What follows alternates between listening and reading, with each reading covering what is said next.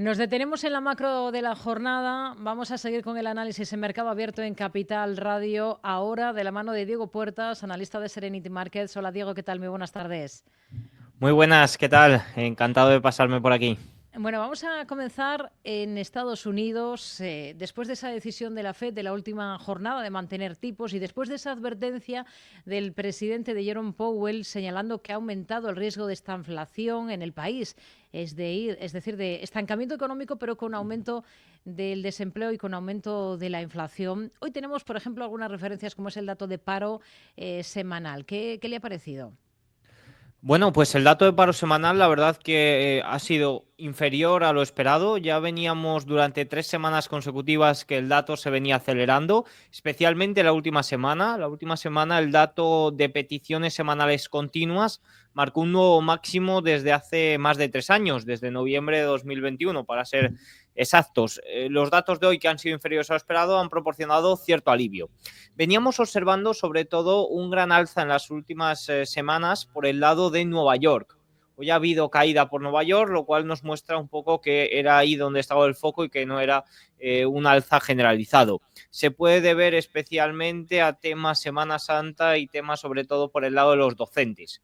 Por tanto, por ahí es donde puede estar un poco la explicación, y es que ese dato de docentes no entraba en los ajustes estacionales. Bueno, esto ya son detalles sin importancia. Lo cierto es que el dato de empleo sigue mostrando esa gran fortaleza que muestra los datos, al menos en un primer vistazo, de Estados Unidos. Ya entrando más en detalles, pues podemos ver debilidad de la calidad y demás, pero de primeras los datos siguen mostrando gran solidez. Hmm. Bueno, hemos visto esta jornada varias decisiones de tipos de interés, empezando por el Banco de Inglaterra, Reino Unido. Allí el Banco de Inglaterra ha bajado tipos del 4,5 al 4,25%, y lo ha hecho en el mismo día en el que se ha confirmado ese acuerdo entre Reino Unido y Estados Unidos en materia de aranceles que está explicando justo el presidente estadounidense a esta hora, Donald Trump. ¿Qué le ha parecido esta decisión de Reino Unido?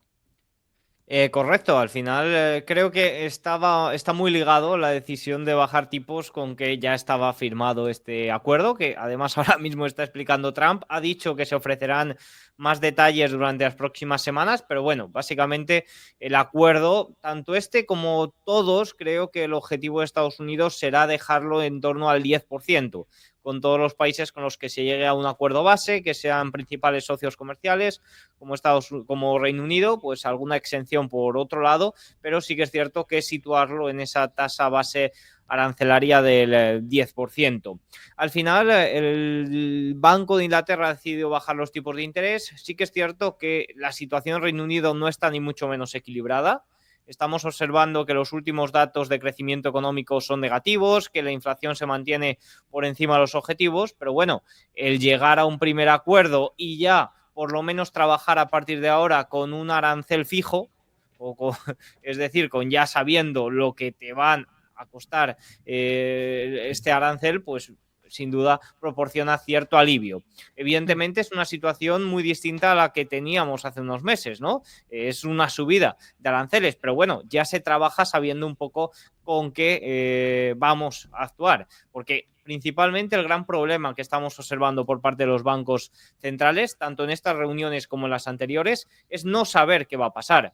Por lo menos el Banco de Inglaterra en este momento ya tiene un poco más de certeza sobre cuál es la situación y Hmm. ha decidido bajar los tipos de interés. Considera que ya llegando a un acuerdo sobre los aranceles no se les va a elevar aún más los precios, y a partir de aquí pues a trabajar reequilibrando un poco mandatos. Hmm. ¿Cuál es el escenario con el que trabajaría para la divisa británica a partir de ahora, para la libra? Pues más que la libra, al final se ha visto muy influenciado el movimiento de la libra por el dólar. Si lo comparamos libra-dólar, que es un poco la referencia, sí que es cierto que el dólar ha tenido una gran caída durante todo este periodo de incertidumbre arancelaria, y parece que a medida que se van cerrando acuerdos el dólar se podría fortalecer.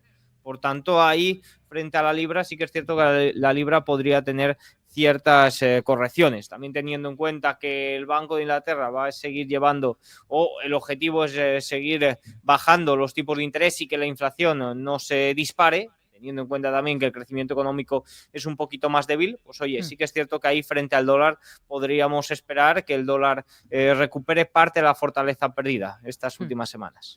Bueno, hemos hablado de esa decisión de tipos del Banco de Inglaterra, que no ha sido la única que hemos visto esta jornada, porque ha habido reunión también del Banco de Noruega, del Banco de Suecia. El primero mantiene el precio del dinero en el 4,5% para controlar la inflación y dice por esa incertidumbre que todavía aprecia a nivel mundial, y Suecia también mantiene el precio del dinero, en su caso, en el 2,25%. ¿Lo esperable en estos dos casos? Totalmente, al final todos los bancos centrales están mostrando los mismos comentarios, incertidumbre, esperar y ver cómo afectará todo el tema aranceles. El único que podía actuar un poco sabiendo más certezas es el Banco de Inglaterra, que ya hemos visto que lo ha bajado. El resto de bancos centrales han hecho lo esperado, están sobre todo haciendo estos comentarios de que no saben qué es lo que pueden esperar a partir de ahora y por tanto es que tienen un poco las manos atadas, porque si realmente los aranceles generan alzas en los precios, al menos durante los primeros meses, pues, y se dispara la inflación, pues podrían cometer un error si se muestran muy predispuestos a bajar tipos de interés. Ahora, en cambio, también la situación económica es bastante débil, por tanto, no pueden mantenerlos elevados durante mucho tiempo, sino que deben estimular un poco la economía. El problema es que los aranceles afectan a ambas situaciones. Afecta a que puede alzar los precios y afecta a que puede lastrar